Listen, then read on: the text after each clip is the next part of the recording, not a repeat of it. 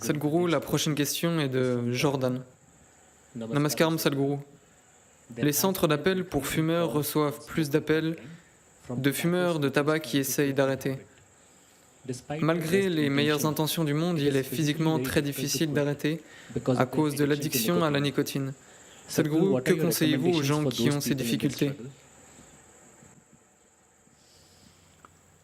Eh bien, ce n'est pas moi.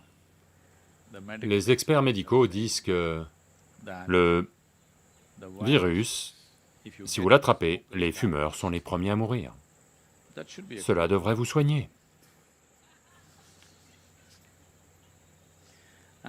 Je n'essaye pas d'être cruel avec vous. Je ne suis pas quelqu'un qui fait la morale et vous dit que vous ne devriez pas fumer. Je ne vois même pas ça comme un problème moral, comme le font certains. C'est juste que faire quelque chose qui va à l'encontre de votre système est un manque de bon sens. Une autre chose, c'est que, supposez que vous le faites parce que ça vous procure un certain plaisir, c'est ok, je vous laisse voir ça, mais le plus gros problème pour moi, c'est que vous devenez compulsif vis-à-vis de choses simples de la vie. Ça, c'est un gros problème pour moi. Vous fumez, ce n'est pas un gros problème pour moi. Vous faites quelque chose de façon compulsive, ça, c'est un gros problème, parce que vous gaspillez l'avantage évolutif dont cet être humain dispose, le fait qu'il peut tout faire consciemment. Mais vous choisissez de faire quelque chose de façon compulsive. Ce que vous avez peut-être commencé parce que c'était tendance, ou parce que c'est un plaisir, un simple plaisir dans votre vie. Vous aimez le tabac, vous aimez fumer. Je ne m'y oppose pas. Tout ce que je dis, c'est n'abandonnez pas l'avantage évolutif, parce que cette terre-mère et cette nature ont travaillé 1 million d'années pour vous amener à ce niveau de conscience et d'intelligence et à cette taille de cerveau. Quand les gens utilisent leur cerveau aujourd'hui pour trouver comment fabriquer une voiture qui ne fume pas,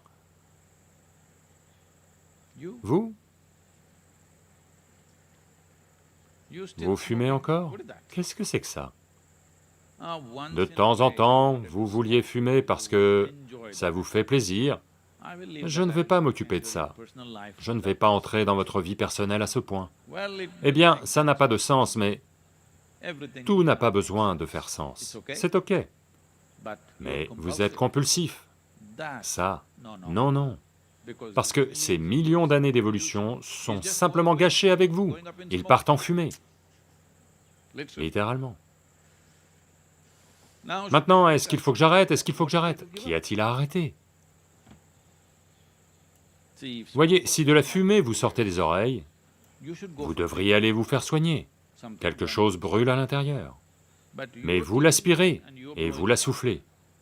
Il n'y a rien à soigner, vous devez juste vous décider. Vous ne pouvez vous décider que si... Parce que vous avez vu ces pubs Marlboro, parce que vous avez pensé que vous n'êtes un vrai homme que si vous fumez.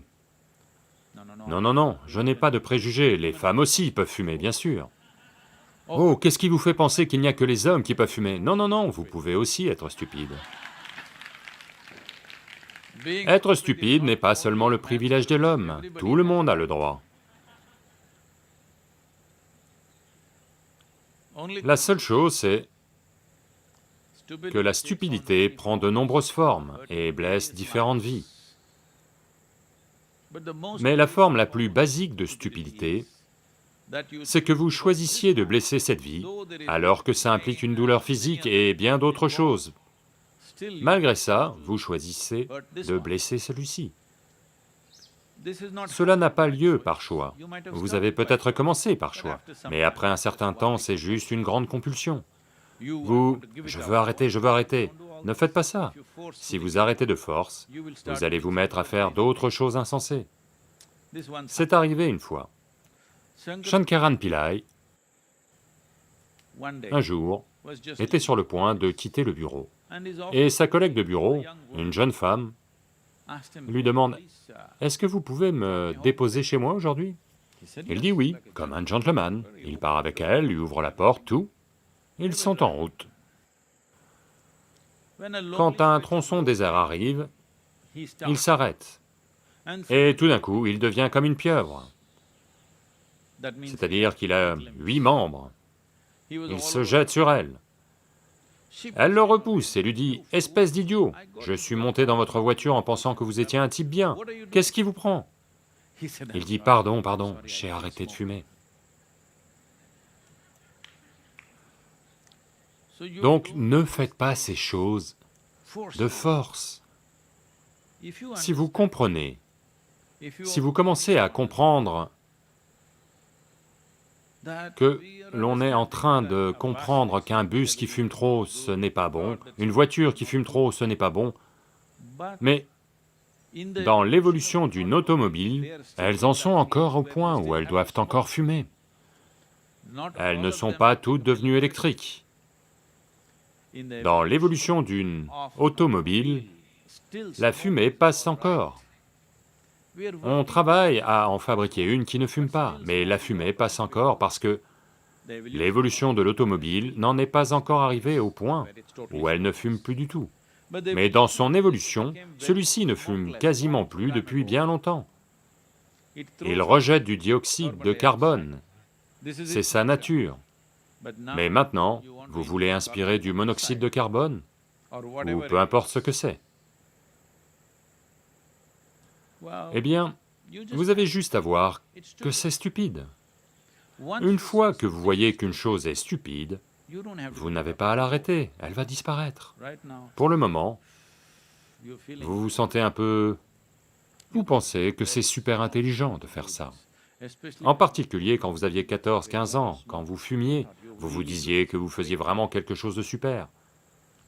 Donc, quel que soit votre âge maintenant, si vous comprenez que c'est une chose stupide que vous faites, vous n'avez pas à l'arrêter, elle va simplement s'évanouir, parce que vous n'aimez pas être stupide, ça je le sais, ne le soyez pas.